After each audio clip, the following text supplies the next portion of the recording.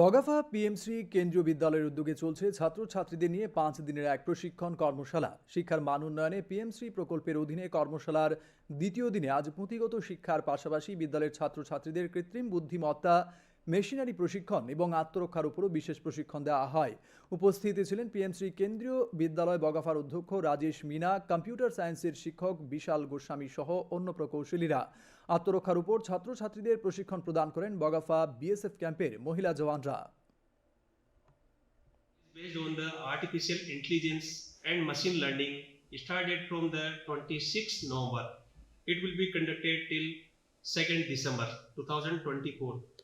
This workshop is especially designed for all the KVs who comes under the PM3 scheme phase 1 and phase 2.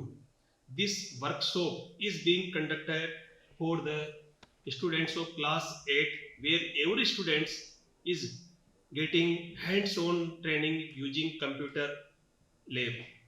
After completion of this training, one day internship program will be done at Nilit Center, Agartala, and students are learning new trends of computers.